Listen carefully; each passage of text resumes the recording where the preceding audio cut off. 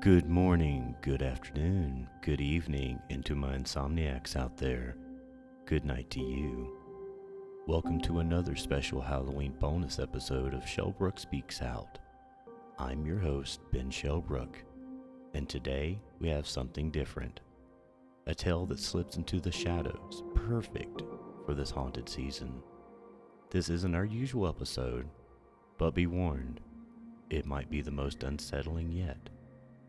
Turn down the lights, settle in, and prepare yourself for a story that lingers long after it's told. This Halloween, the dark is listening. Let's begin. Today, we have Whispers of the Hollowed.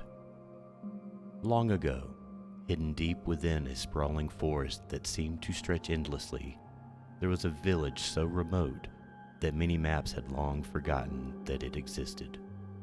Its people lived simple, quiet lives, avoiding the woods after sundown, for they knew something haunted the night. The village elders spoke in whispers of an ancient evil, creatures that lived between the trees, watching and waiting. They called them the Hollow Ones. Elijah, a weathered woodcutter, lived on the outskirts of this village with his daughter Anya. They were close, especially after the mother passed. She was all he had, and he all she knew. Elijah often told Anya not to venture out after dark, a rule passed down by his father. He never gave her a reason, just that cold final warning. After dusk, never go into the woods. Anya obeyed, but she was still a child, curious about the world beyond the safety of her home. One evening, Elijah had been delayed, still deep in the forest, chopping wood, as night began to fall. The sun dipped below the horizons, and shadows crept over their home like dark, creeping fingers. Anya, feeling brave, or perhaps just restless, decided to defy her father's rule.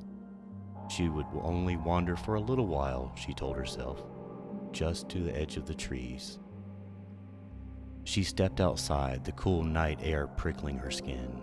The forest felt different at night, alive in a way that it didn't during the day.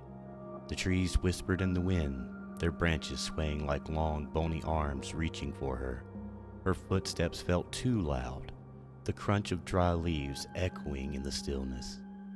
But then, she heard something else, faint, distant, but unmistakable. The sound of whispering. It seemed to slither between the trees, barely audible, but unmistakably there. She couldn't make out the words, but the voices were soft and many, like the murmurs of people just out of sight. She should have turned back, but something pulled her deeper into the woods. The deeper she walked, the more the forest closed in around her. The air grew colder, the wind picking up, sending chills down her spine. Shadows began to take on shapes, long and distorted. For a moment, she thought she saw figures just at the edge of her vision, darting behind trees. But when she turned to look, nothing was there. That's when she saw them. Standing between the trees just beyond a clearing were figures, still, silent, and watching. At first, Anya thought they were villagers, perhaps hunters or travelers. But her eyes adjusted to the dark. She realized with a sinking dread that they were something else. They stood unnaturally tall, their limbs thin and angular, their skin stretched tight like old parchment, pale and ashen. Their heads hung low, but slowly, one by one, they began to lift, turning to face her. And then she saw their eyes, or rather, their lack of eyes. Where their eyes should have been were deep, hollow pits, blacker than the night itself, as if the very essence of light had been sucked from them. Their faces were smooth, featureless, where mouths should have been, their heads twitching in small, jerking motions as they stared. Anya's breath caught in her throat. Her legs felt as though they were sinking into the earth, too heavy to move. Her heart pounded in her chest, so loud she feared they could hear it. Then, without warning, one of the figures took a step toward her. Its movement was slow, deliberate, but impossibly silent.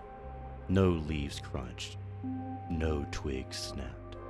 The Hollow One's arms, long and bony, reached out toward her, its hand hanging limply like a broken marionette, its head tilted unnaturally to the side, its empty eye sockets fixating on her, though she felt no gaze. It was as if the darkness itself had eyes. The whispering grew louder, a soft chorus of voices swirling around her like a wind. This time, she could make out words. Come close. Come closer. They were calling her, drawing her in. Panic. Anya tried to scream, but no sound escaped her lips. She tried to run, but her legs felt rooted to the ground. She could only watch as the Hollow Ones began to glide toward her, their movements jerky and unsettling, their heads twitching with every step. Just as the nearest one stretched out its bony hand to touch her, there was suddenly a crash in the distance. Her father. Elijah burst into the clearing, his axe swinging wildly, breath ragged and desperate. "Anya," he shouted, "run!" But the moment he brought his axe down on the closest creature, the blade passed through it as though it were nothing more than smoke. Elijah froze in place, his body going stiff and unnatural. Slowly, almost painfully, he turned toward Anya, his face contorting in terror as his skin began to change, stretching, thinning, becoming just like theirs. His eyes, wide and full of horror, began to hollow, turning into the same deep, black voids. "No!" Anya screamed, her voice finally breaking free, but it was too late. Her father's mouth sealed shut, his skin pale and taut. He had become one of them. The Hollow Ones moved in closer now, Elijah among them, their hollow eyes fixed on her. The whispering was louder, more insistent. "Join us. Join us." In that moment, Anya's legs finally found the strength, and she turned and fled, running as fast as she could back through the trees, her heart pounding in her chest, her breaths ragged. But even as she reached the safety of her home and slammed the door behind her, she knew something terrible. The Hollow Ones weren't gone. From that night on, they lingered at the edge of the woods, always watching her. She would see them in the trees, their hollow eyes staring through her window at night. But worse, far worse, was the voice she now heard on the wind every night. It was her father's voice. Not from his lips, but from the air around her, a soft, desperate whisper calling her name. "Anya, join us."